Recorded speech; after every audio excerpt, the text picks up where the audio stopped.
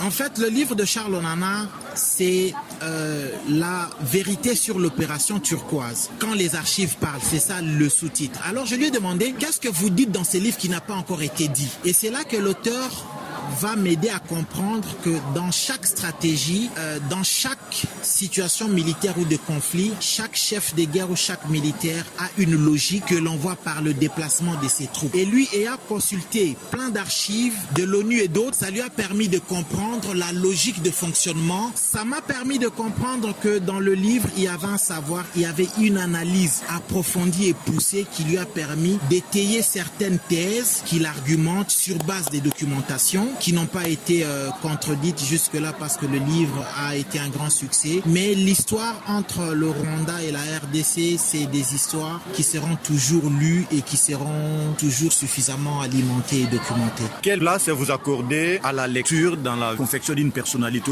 La lecture, c'est quelque chose de fondamental, de très très très important. Mais malheureusement, on lit la lecture aux études, alors que la lecture devrait devenir un plaisir, un mode de vie, une habitude, une façon de vivre en fait.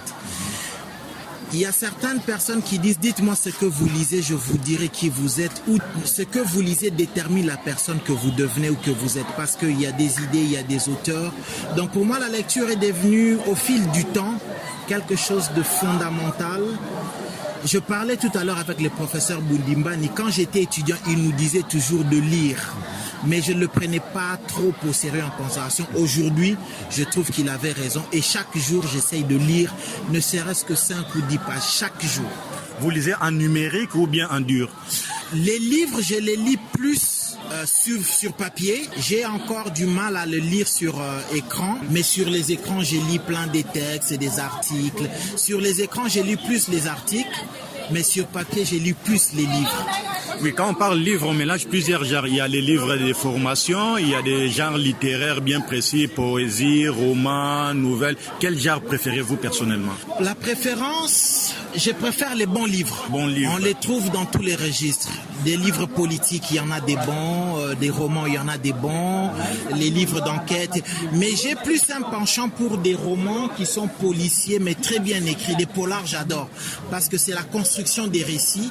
Et en tant que journaliste, comme on raconte des histoires, j'aime bien le style policier parce que certains auteurs sont très forts dans l'écrit et du coup, je préfère plus les policiers et je lis bien sûr des romans littéraires, scientifiques et tout ce que vous voulez. Lire pour quoi faire? Lire pour meubler son esprit, lire pour enrichir son vocabulaire, lire pour former sa personnalité. Lire en fait pour donner la nourriture à son cerveau qui a besoin de lecture pour se développer. Sinon, votre cerveau sera mal nourri, kwashiorkore, et votre intelligence sera réduite de manière assez impressionnante parce que vous serez en fait bête. Je dis ceci, l'intelligence et la bêtise, ça s'entretient de la même façon.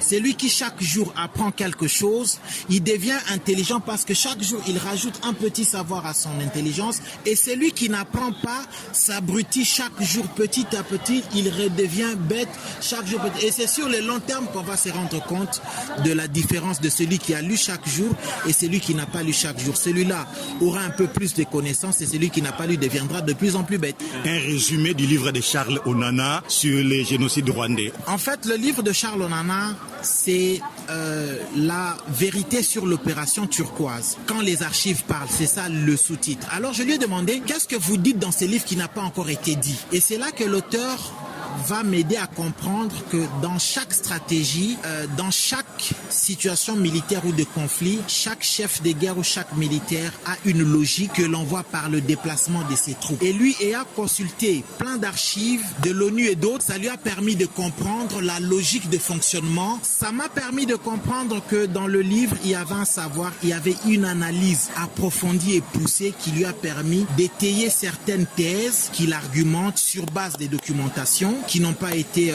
contredites jusque-là parce que le livre a été un grand succès. Mais l'histoire entre le Rwanda et la RDC, c'est des histoires qui seront toujours lues et qui seront toujours suffisamment alimentées et documentées.